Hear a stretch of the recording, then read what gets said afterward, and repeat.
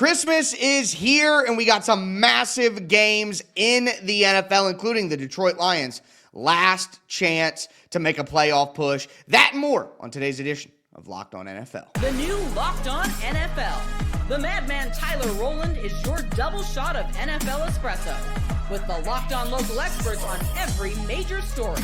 Get ready, Rowland is revving up. The new Locked On NFL starts now. Locked On Podcast Network. Your team every day.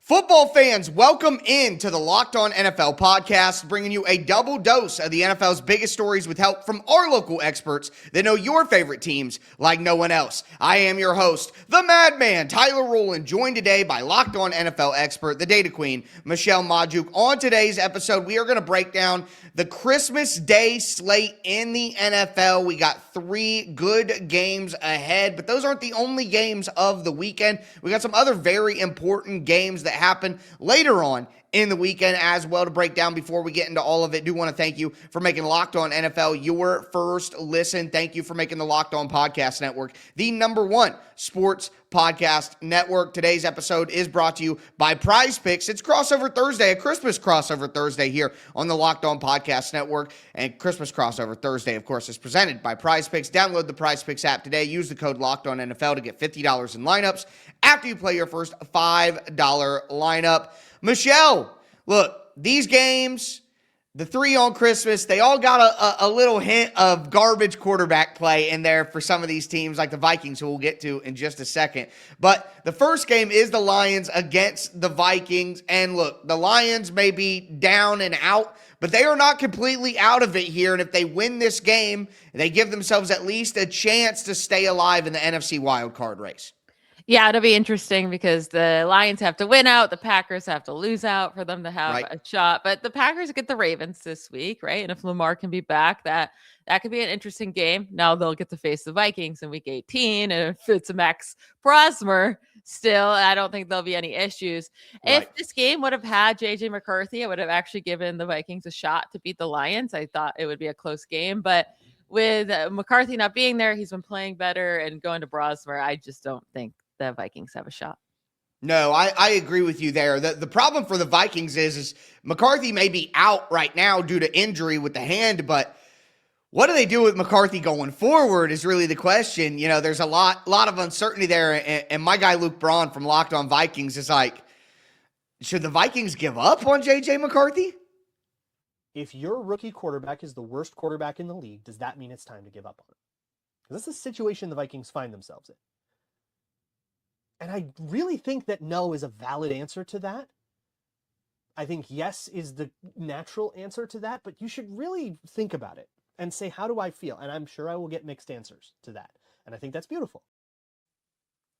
They're going to bring in somebody to help next year, but I got to be honest, Michelle, I went kind of hard on yesterday's show, a little madman solo adventure. McCarthy is a bust, man. Like, we're talking about a rookie quarterback. He's not a rookie quarterback. He had a whole redshirt year in the best quarterback environment you could ask for a quarterback that we just saw Sam Darnold bring his career back to life.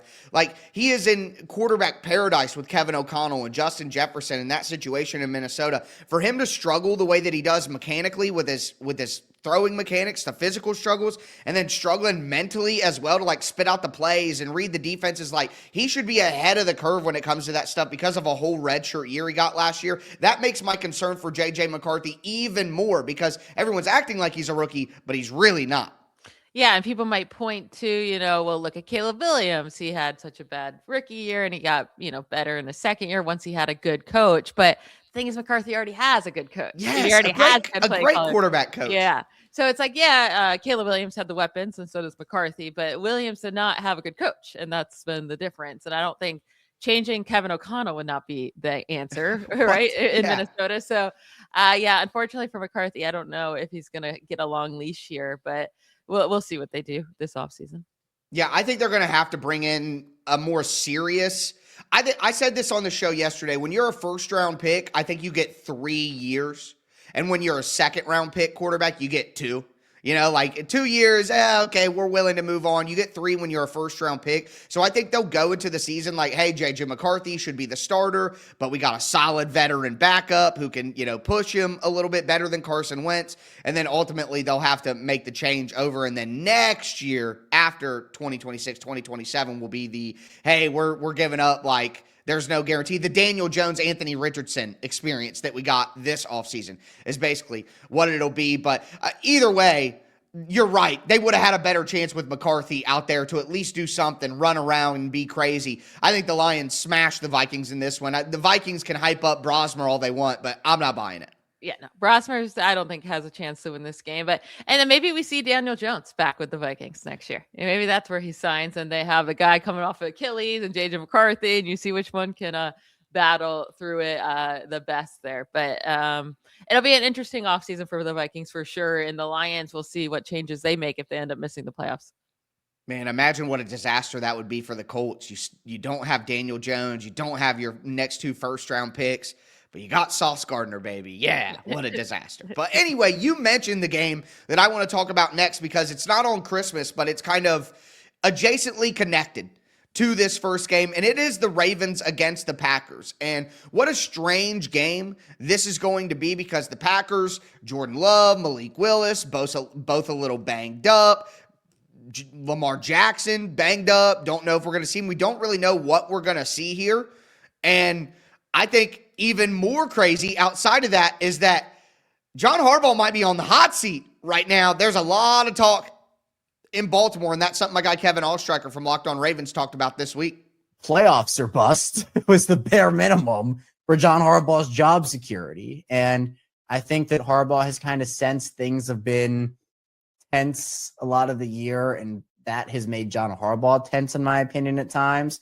I think he understands the gravity, and I think he understands he's on the hot seat. Like, I genuinely think he understands that his job is not safe right now. I honestly think it would be a mistake to move on from John Harbaugh. I think this is one of those times where it's a really good coach, kind of in a rut. Maybe you move on. The grass isn't always greener. We know that Harbaugh is a good coach. But either way, I mean, at some point, they've tried everything. They've shaken up everything over the Lamar Jackson era.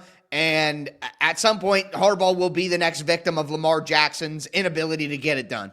Yeah, and it might be Lamar Jackson. It might be the coaching. I don't know. But yeah, they just have not had enough success with Lamar Jackson there. And this year, with such a down AFC North division, they should have easily won this division. And, yes, it looks like they have to win out. The Steelers have to lose out. It's a possibility, but definitely they put themselves in way too hard of a spot. And when you have that good of a quarterback, there's just no reason for it. Yeah, it just doesn't make sense. And I know that Lamar's been banged up a little bit, and he's been sick this week to go along with the back. He's always sick. The sickest man in America, Lamar Jackson. And you know what? I read an article by a Baltimore Ravens beat reporter, and I apologize that I forget the gentleman's name. But, and I know there were a lot of people saying, hey, this guy's overly negative. He's shown he doesn't, blah, blah, blah, blah, blah. So take it with a grain of salt.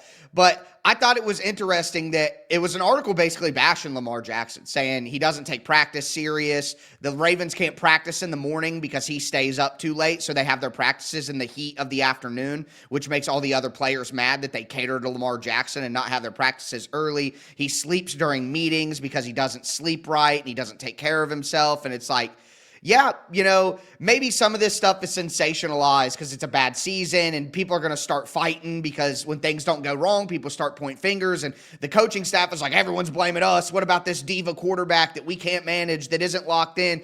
People start doing stuff like this when things get ugly and John Harbaugh maybe feels like he's going to get fired. But I would say that when you look at people in sports who are super, super talented, but don't really get to the next level of winning, I've compared Lamar to James Harden and Joel Embiid in basketball. Supremely talented, MVP talents, but they don't get it done. And James Harden notoriously likes to champagne and campaign, likes to party, likes to have fun. Joel Embiid, notorious for maybe not working out very hard, not taking his conditioning seriously. Like, when you see these supremely talented people not get to the next level, sometimes it only makes sense to look a little bit deeper. And when you hear stuff like this from a beat reporter, you just start to maybe connect some dots, and Harbaugh may be a victim here, but I think the true problem at the heart of the Ravens' inability to get to the next level is Lamar Jackson's inability to commit like other star quarterbacks do. Yeah, I don't know anything about that, but we can't know for certain. Yeah, but we can't know for certain. I'm a professional dot connector, Michelle. That's what I do. I take, hey, we see that. What could make that happen? Where's the gap in between? And I'm just trying to fill this gap that doesn't make sense. It does seem like he's always sick, so they got to figure that out at least. He always has a bellyache. Something's going on with his belly. Oh, God. I love it. If only Lamar Jackson didn't have tummy aches, what could he be as a player? But with that being said, again, the Ravens at Packers, very interesting because the Ravens must win. And I mean, honestly, even if the Steelers beat the Browns, which they're expected to do, the Ravens will be out. So they will need help. But division games, Michelle, division games get wonky, all right? And the Browns just lost by 3 to the Bills. It is not out of the Steelers always do this. You called it last week. You said, no, they're going to go in and win this game. It seems like they would come back down to earth, but no, they'll go win this game. Now I'm looking at the Steelers and I'm like, oh, so this is the letdown game that you have against the Browns, right? Oh, I fully expect the Steelers to lose this week, yes. It's just so strange. DK. Yeah. No. Yep, and the DK suspension makes it even. So we'll see whether the Ravens can keep themselves alive, but we'll see if they stay alive with the Steelers' help as well. But another game on Christmas, marred by backup quarterback play, quite frankly, is the Broncos at the Chiefs. But hey, the Chiefs aren't the only team banged up in that one.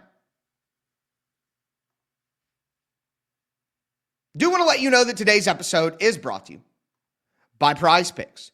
The holiday season is one of the best times for sports, bowl games, big basketball matchups, playoff pushes. It's all happening at once. And while we're all making choices every day, one of the most fun places to make the right call is Prize Picks. Prize Picks is the easiest way to get in on daily fantasy. You just pick more or less on at least 2 player projections, lock in your lineup, and you're in the game. It's simple, it's fast, it's available in 45 states, including California, Texas, Florida, and Georgia. Prize Picks adds an extra layer of excitement to the holiday schedule.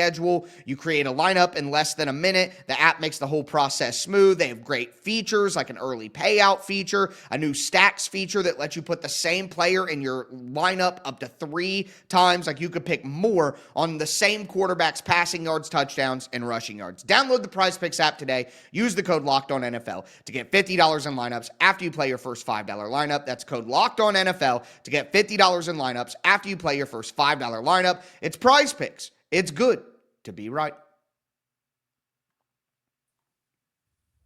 All right, Michelle, let's continue today's edition of Locked On NFL, breaking down the Christmas Day slate and also talking about some games that are adjacently related to the games on Christmas, which ultimately are going to be more important games. But we start with the next Christmas Day game, and it's the Denver Broncos against the Kansas City Chiefs. And man, this game would have been a banger if the Chiefs were good, if Patrick Mahomes was still in. But Mahomes is out. Not only that, Gardner Minshew is out. So the Chiefs are going to be on their 3rd string quarterback. And hey, that sets the Broncos up for a really easy win, quite honestly. But as my guy Cody Rourke from Locked On Broncos brought up, the Broncos got a lot of injuries themselves.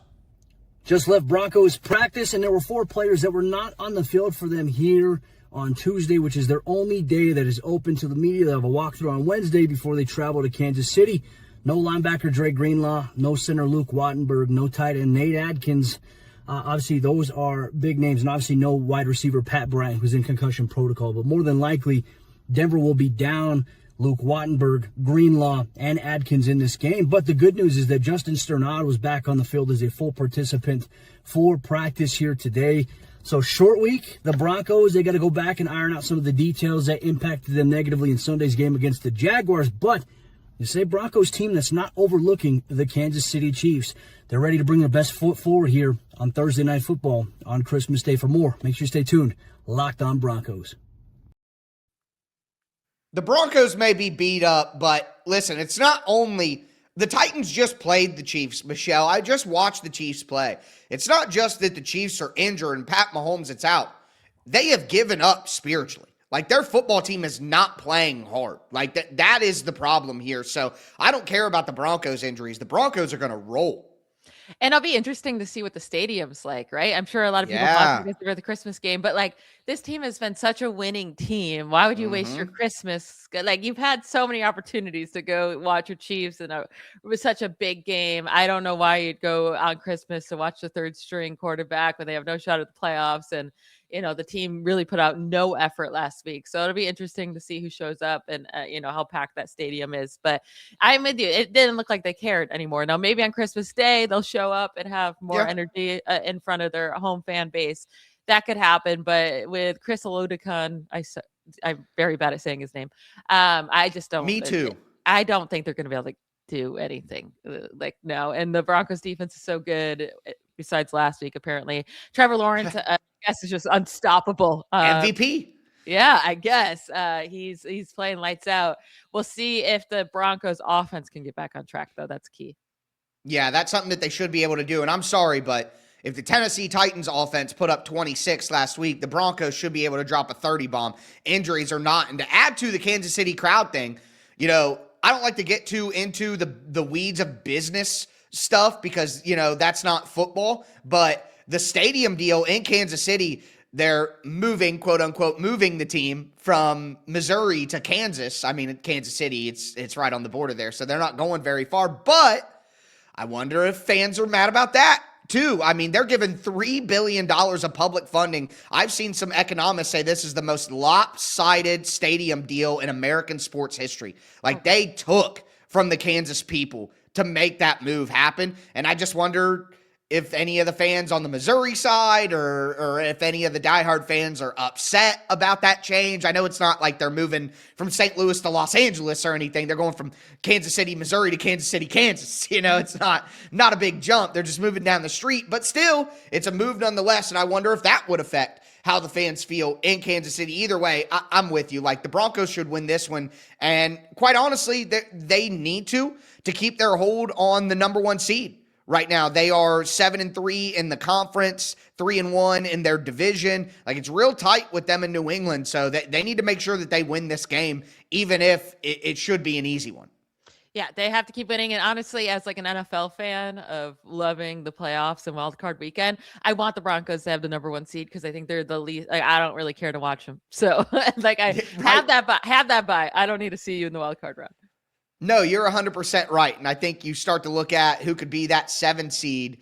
I think Texans, Patriots sounds like a lot of fun, personally. Yeah. So that would be a very interesting matchup. I'm here for that. But with that being said, we move to the Texans because one of the best games of the weekend is an important one for seeding purposes, and it's the Texans against the Chargers. And I'll tell you, I said it on my show yesterday when I talked about all the things I got wrong and all the things I got right this year. And one of the things I was wrong about was kind of a mid-season thing. I thought the Chargers were going to fall apart. Their offensive line was playing terrible. They had a tough schedule ahead. I'm like, okay, the Chargers are going to fall apart here and kind of crumble, and the Chiefs will get it together and make the playoffs. It only is logical. Now, the Chiefs obviously aren't going to do that, but quite honestly, the Chargers didn't give them the chance to do it. They've won 4 straight. They did the opposite of crumble when I thought they would, but they're playing against a Texans team whose defense is absolutely on fire. And when the offensive line is the biggest issue for the Chargers, it gives the Texans defense a great chance to get after them, like my guy John Hickman from Locked On Texans talked about this week. Their standard,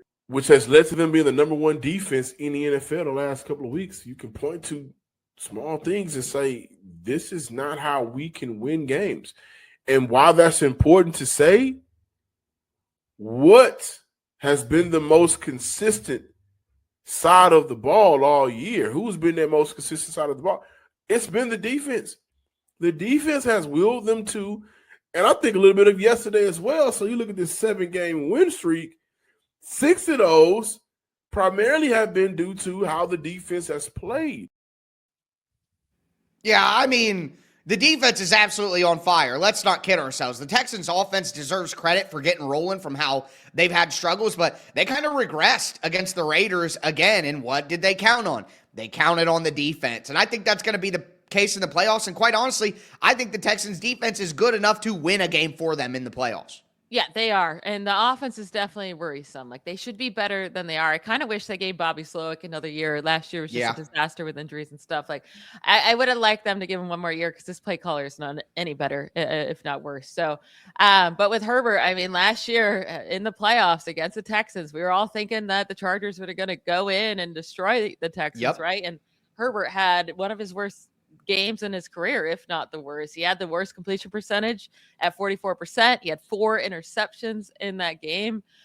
So we'll see. I mean, this is pretty much the same defense as last year, except I think the guys have even gotten better. No, you're 100% right. And if you're the Texans, you want to win this game. You want to knock the Chargers down. If you can leap the Chargers, I would much rather play Jacksonville or, you know what? I don't know about that. Yeah, I'd rather play the Patriots than the Jaguars. I think I'd rather play the Patriots and the Broncos than play the Jaguars and the Steelers in the first round of the playoffs. Oh, the Steelers are the best team you can face in the playoffs because they can't do anything. They will lose by 20. I disagree with you. Out of this group, and this is something, a conversation worth having maybe next week as we get to the end of the season. But, like, I trust Aaron Rodgers and the Steelers more than I trust Drake May and the Patriots in the playoffs. Like, yeah, I think it's more likely than ever that the Steelers can actually make a run because of the group this year. Yeah, I think the wild card teams might actually be better than the division leaders this year in the playoffs. Yeah. Yes, you're 100% right. So I'm not totally out on the Steelers in the playoffs, but it is an interesting conversation of if you ask these wild card teams who they'd rather play, they might take the high seeds because of the inexperience of the quarterbacks and where those teams are at right now. But with that being said, I do think the Texans win this game. I do think the Texans, even if it's maybe not best for their matchups going forward, like at some point in time, the offensive line, like Justin Herbert has been sacked the 3rd most in the NFL. I think at some point we have to have a serious conversation about Justin Herbert for MVP if they win out here. Oh, like wow. if they go 13-4 and Justin Herbert, like he is in a significantly harder position than a lot of the other quarterbacks that are going to be in the conversation, like with what he's had to deal with. Good wide receivers, but that O-line has been a disaster. Yeah, and I get you there, but that's going to Stafford for sure. I mean, I feel like there's no question about it. It's going to go to Stafford, but I get you. I mean, it would be a good season, but Herbert just doesn't have the numbers to classify for an MVP type season. See, I don't feel as locked in on Stafford at this point after the loss to Seattle. Like, I feel like it's like Trevor Lawrence could come in here and steal this thing away, or Drake May, or I mean, Stafford still had a very good game against that really good defense. Yes. I mean, he can't play special tems and defense, That's very true. And speaking of special teams, they literally fired their special teams coordinator this week. So I think Sean McVay is as worried about the special teams as you are. But with that being said, we got one more Christmas Day game, and then we got another big-time NFC matchup to dive into.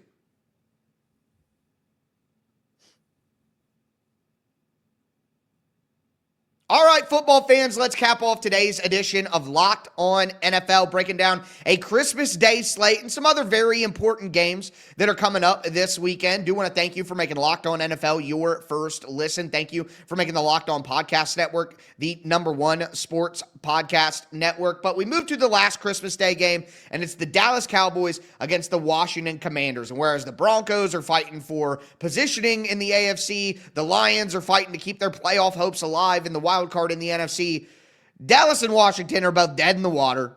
Dallas is at least a fun team to watch, but we're probably going to get Josh Johnson. I mean, it's crazy. All 3 games are going to feature a 3rd-string quarterback with Max Brosmer and Chris Aludicon and Josh Johnson, most likely. I hope we at least get an entertaining game out of this with Dallas's offense, but with the state of Washington, I'm not even certain about that. But what I will say is, Washington might have a chance to make it interesting because Dallas's defense is so bad, and it sounds like they're going to be looking at potentially making some changes to the defensive coaching staff once the season is over, according to our guys at Locked On Cowboys.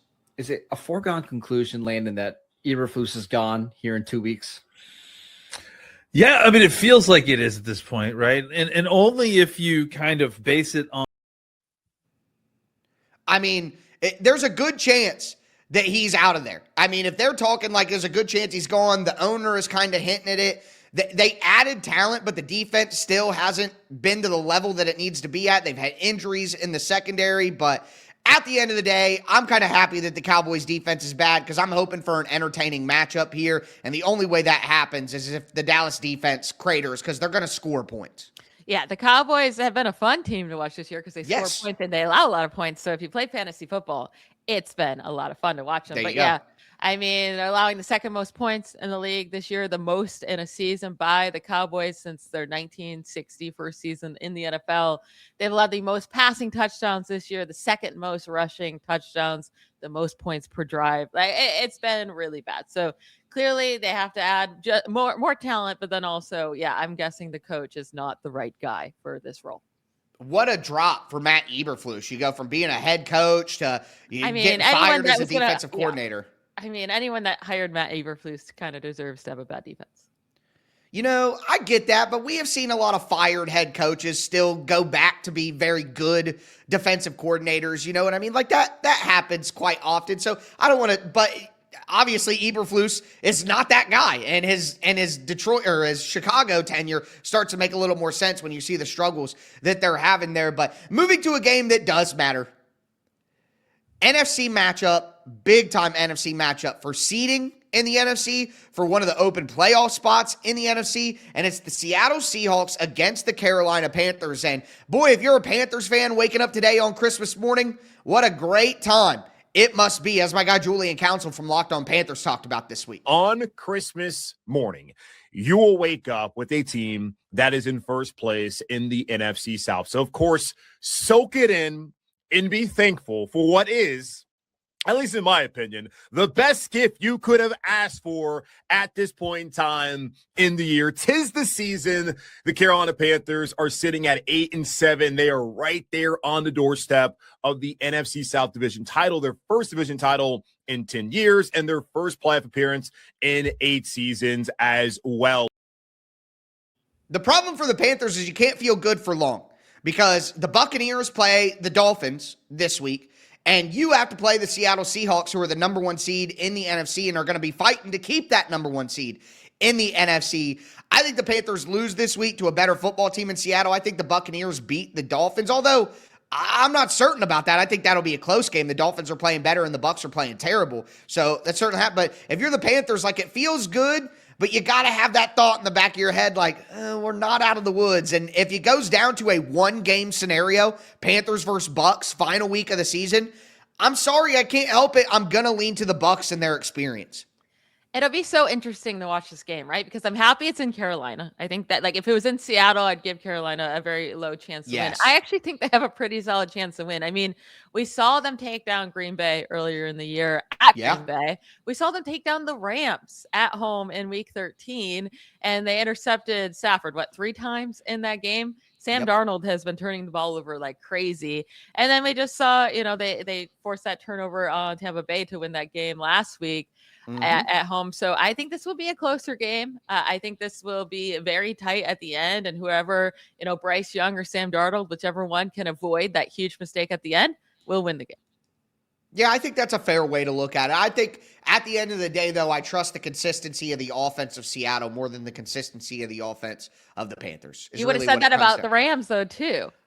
You're right. I would have said that about the Rams, and the Panthers have showed that when they play the hardest opponents on their schedule, they play their best games. Yeah. So, credit to them, but wouldn't it be crazy? I just think it would be crazy if the Panthers have all this momentum, have played so well, have been the best team in the division, and then the Bucs still beat them in the final week and find a way to take it. It's just like, we almost had it, and still, even they're sucking and we're playing great, and they still take it away from us. I'm still betting on that to be the case. I am still too. And I love Baker Mayfield, so I want to see him in the playoffs. And I think he would just be more entertaining in the playoffs than Bryce Young and this Panthers team. But, I'm not saying they can't win against the Seattle Seahawks. No, they can win, and still it's going to come down to that last game as long as the Buccaneers can beat the Dolphins. So, both of these games for these teams, it's like, well, you can lose, and it's still going to come down to the last game anyways. Let me just say this, though. Ain't no way the NFC South team is beating the number 1 wild card. It's going to be one of those NFC West teams. They're not beating the Rams twice.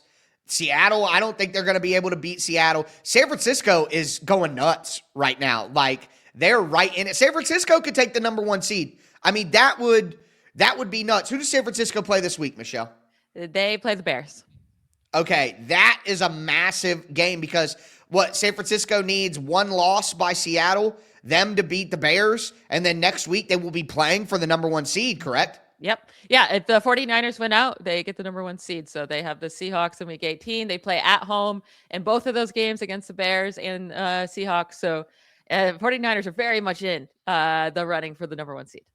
Man, when was the last time that like the MVP, the coach of the year and stuff was still this wide open this late into the season? Like Mike Vrabel, Sean Payton. It has to obviously go to Kyle Shanahan. If they get the number 1 seed, I don't know how he doesn't get it. The injuries they had at the most important positions, that would be he would earn it. I will tell you that is a fair assessment. I can't argue against that assessment. All I will tell you is there is somewhat of a level of fatigue because Kyle Shanahan's been so good for so long. Not saying that's fair, but saying that's a reality. So I think a guy like Liam Cohen would actually have a better chance of getting it because he's just new. You know what I mean? It's new. It's a new storyline. It's a fresh narrative. Liam Cohen. So you're not wrong, but I think it's kind of an uphill battle for Shanahan because he's been so good for so long. It's like he's boring, you know? Yeah, but he's never won before. So I think that true. should be a good case. That's true. He's earned it. I am a Kyle Shanahan stan. Like, I think he is the best, man. Like, I think he's the best. See, I'm not. I think he can be really stubborn and bad at times. But this year, he truly came out and had his best head coaching season. A stubborn genius. My favorite kind. Yeah. Yes. Let's go. Anyway, but should be a very good weekend of football games, even if the Christmas slate is bah humbug. But with that being said, Merry Christmas, Happy Holidays to all of you out there. That's going to do it for today's edition of Locked On NFL. I am your host, the Madman Tyler Rowland, for my co-host, the Data Queen, Michelle Majuk, as we tell you every single episode. Thanks for tuning in. Stay safe out there. Bye, y'all.